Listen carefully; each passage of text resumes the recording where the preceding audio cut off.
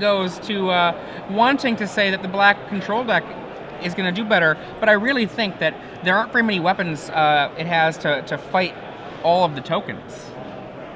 Well, between the two, I would probably give my edge also to the tokens deck. The tokens deck being played by Travis Sowers is the one. So, no, sorry, tokens by Tsubasa Seki.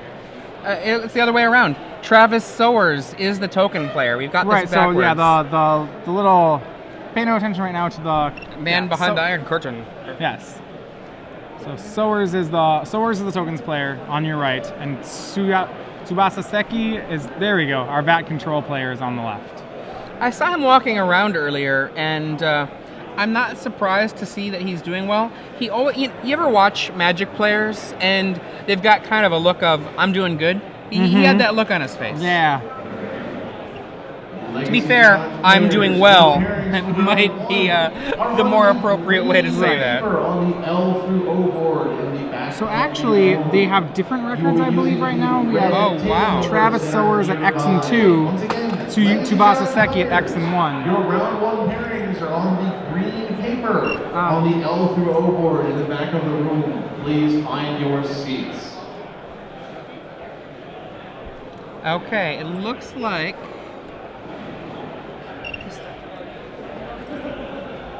One second, we got a question mark we're gonna have to answer in a moment here. So, all right. Okay. Part of the issue is you can see that the camera seems a little bit off. It looks like we had a technical issue, someone knocking into one of the cameras and perhaps not realizing it. So it'll just take a second before we'll be able to get things going there. Sure.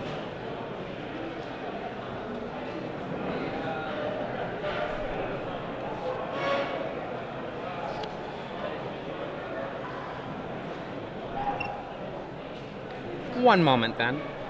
All right. So as soon as we get to this underway, it looks like the two players are still just shuffling. So we mentioned about the control deck we have from Tsubasa Seki. Travis Sowers' deck, his tokens deck, is a lot more of a straightforward deck. It's playing 4 Doomed Traveler, 4 Champion of the Parish, 4 Lingering Souls, 4 Midnight Haunting, 4 Gather the Townsfolk, and then it has 8 Anthems and 4 Round of the Peers and 4 Intangible Virtues. Backs it up with 3 Planeswalkers, 1 Elspeth and 2 Sorens, and then just a little bit of ways to push through it as 3 O-Rings and 2 Sword of War and Peace. So overall, a very straightforward strategy that he's going for. I think you should be able to expect Travis's deck to come out of the gates with around a fairly aggressive start early on. The question is whether or not Tsubasa has the tools to deal with that. We have 1 spot left. Yeah. We have 4 spots for the last standard win box of the evening. All right, so Travis Sowers starts out on Champion of the Parish, probably the best 1-drop out of his deck. He does play Gather the Townsfolk, so the ability to make his own white wild Mikado is certainly a possibility here. Though no other humans, so Tsubasa Seki goes down to 19. And Travis with no 2-drop shifts the turn. Though he does have a lot of earlier on action in his deck. Inquisitor Exarch. And I think he said he was doing the Exarch to his opponent. It looks like, yep. Aggressive. So yeah, very aggressive. Seki with his hand probably is trying to make an aggressive start on this play. Sowers draws. And plays Shimmering Grotto. He has just 1 Shimmering Grotto in his mana base, 24 lands, 4 chapels, 3 Vault of the Archangels, 13 plains, 3 swamps. So primarily a white deck. But what looks to be a freshly drawn Gather the Townsfolk comes very just in time, so he's able to swing the Champion of the Parish through Inquisitor Exarch. We're finding human tokens, but we should expect attack to come. And there it is.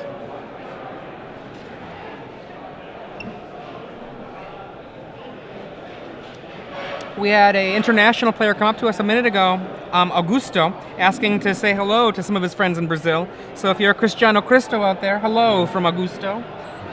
Players come from all over the place to come to these Star City Games events, and I think they're a really great time. We can see Inquisitor Exarch here coming on in, showing you perhaps something new here in Sacramento. All right, so he takes it. Both players, I believe, are at 16 now.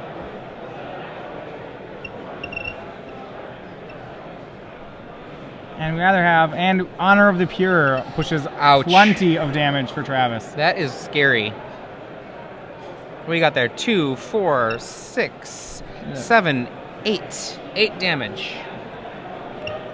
Damage and drops Seki to 8. Another This Exarch. Exarch might be targeting himself instead.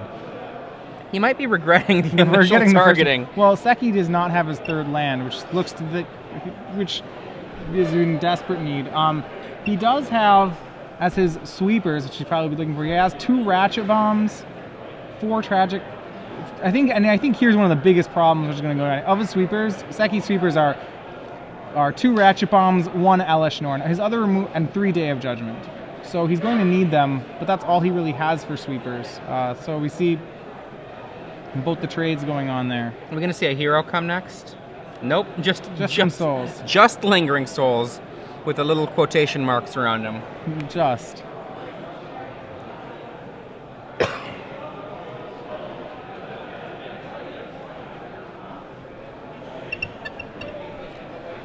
All right, so let's bring this back to Seki's turn. Still missing, and then Seki moves to discard. Is that another lingering souls? Well, at this point, I'm not sure. All it is turning sideways, and that should be the first game. I was just mostly thinking about, he's got more?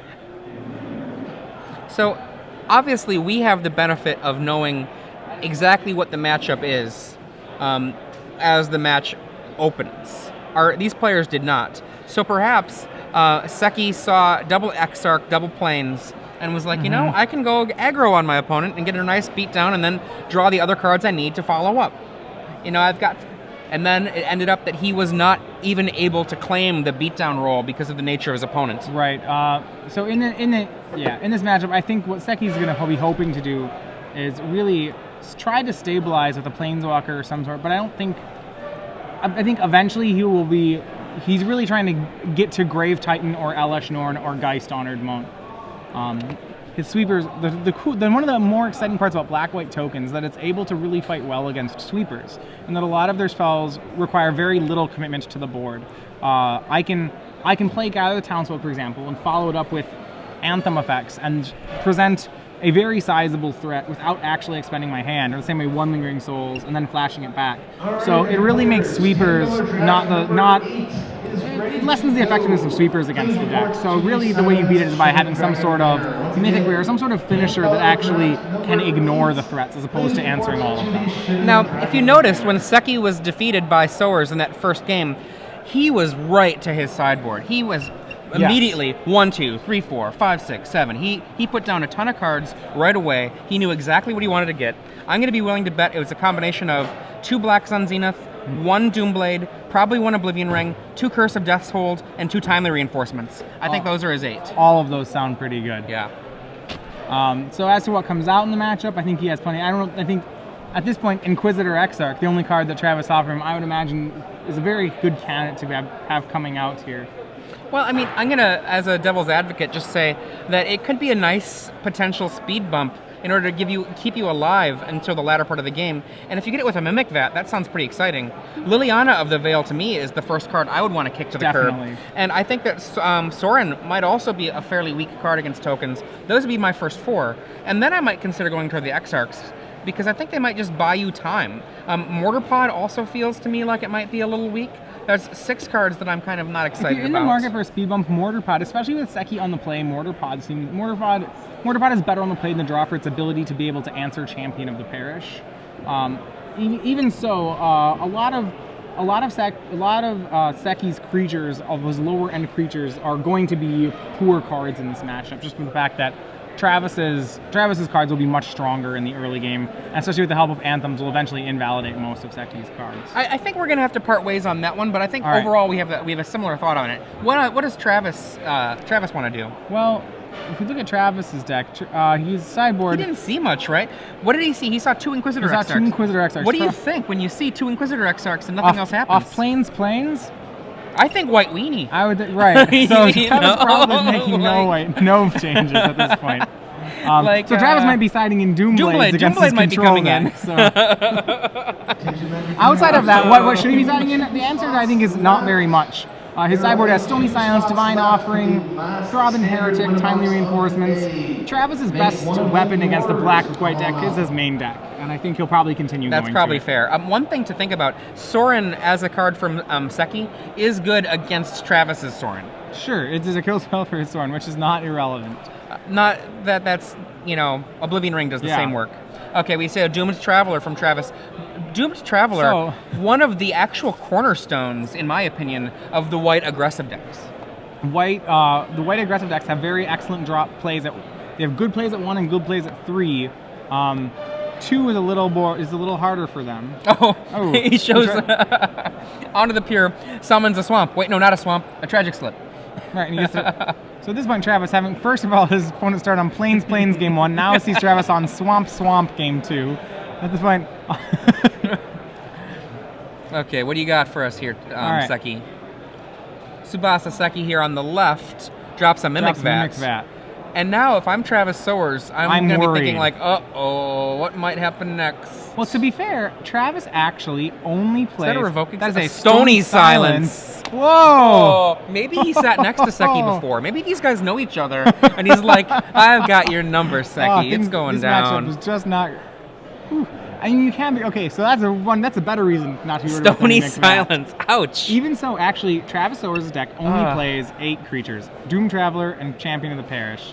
And that is it. So Mimic Vat really, in this matchup, actually might not be that scary. Especially not now that it's under Stony Silence, but... Well, I mean, on your own side, you know, having Mimic Vat with, say, Solemn Simulacrum, Is with very Geist good. Honored Monk, Yes. with Blade Splicer, even with Inquisitor Exarch, just being able to be like, ramping up life. It's good. It's slow, but very good. There we go. Black Sun Zenith for 2. All right. Knocking out a single spirit. My guess would be that Seki's trying to clear the way for for a Planeswalker or some card in his hand. We haven't been able to see his hand, so that's just kind of speculation. But he seems wanting to stabilize the board very quickly. Or at least willing to get rid of the Zenith for not much value. And we get to Lingering Souls. And so he will have none of the fresh supply of threats. And the Lingering Souls is still hanging out in the graveyard, waiting to come back. And this is one of the best strengths of black-white tokens, is that Lingering Souls is going to eats a Day of Judgment without having to flash it back. Shows that Travis will just be able to out-muscle threats here on Seki. 2 more souls. Both players with a lot of cards in hand. And Seki, Oblivion Ring, perhaps onto the pier. Or maybe the Stony Silence. It depends what's in his hand. Oh. He's going for the Stony Silence. Stony Silence. So he can cast his Ratchet Bomb. You are in the room. The Legacy Challenge has started without you. Once again, Nate Polson. And he immediately cracks the Ratchet Bomb on the 2 tokens. So, in this case, the Lingering Souls has been a really excellent 2-for-1, killing a Day of Judgment. Another Stony Silence. And gather the townsfolk. Oh boy, Seki is being ground down here. Is he going to have a big drop to bring things back under control? No grave sign of Grave Titan yet. Our hope, I think, is that if he has Elesh Norn, perhaps he seems to be firing off most of his sweepers very quickly. So maybe it's possible he's just, if he has Elesh Norn in his hand, that he's firing off very quickly, just wanting to make it to Elesh Norn alive. But he only needs to get 1 more mana. He only needs 1 more, and he has to have the Elesh Norn. He only has 1 in his deck. 4 mana. Sorin. Dun dun dun. Well, he's still alive to the same thing he was before. Elesh Norn still gets there. +1/+0 forever, says Sorin. We now have 1 emblem on Travis's side. For now, 1 emblem.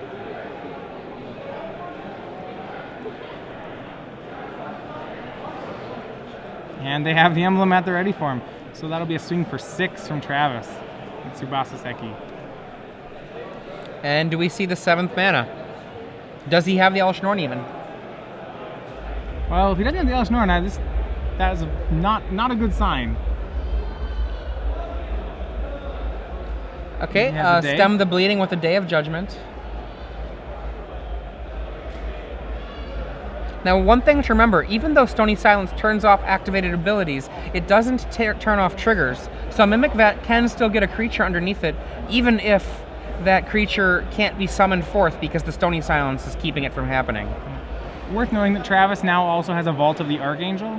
So in the position that Travis does make a creature that could fight through a potential Elesh Norn, then the Death Touch that it would give would be fairly relevant. Okay, is that another Gather the Townsfolk?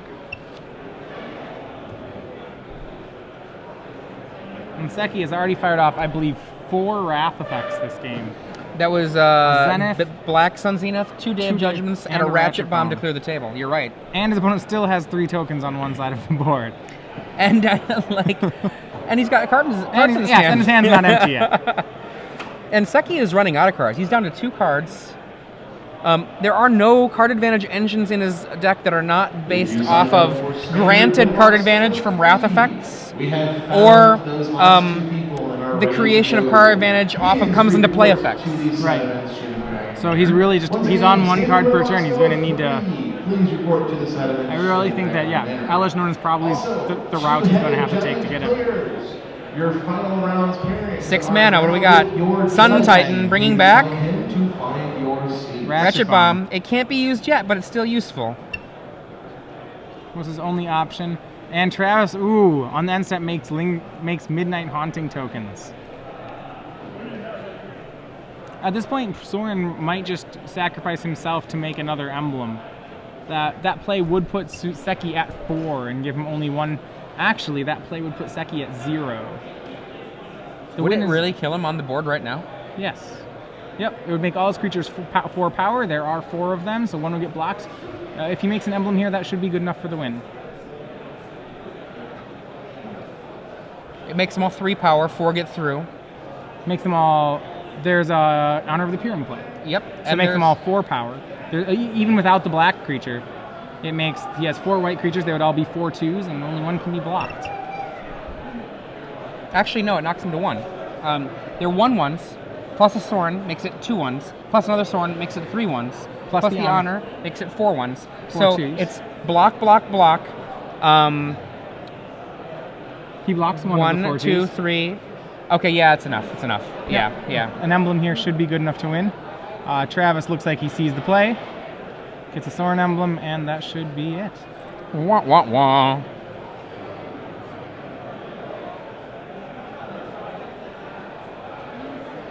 Alright, sees the play. Seki will take at least 15 on this attack, so... And I think that's all she wrote. Yeah, 15 is a good portion of your life total. All she wrote. All right. Tsubasa Seki vanquished by Travis Sowers. Quick fashion of 2-0. So with that, we know that will drop Seki out of top 8 contention. Travis Sowers actually was X2 entering this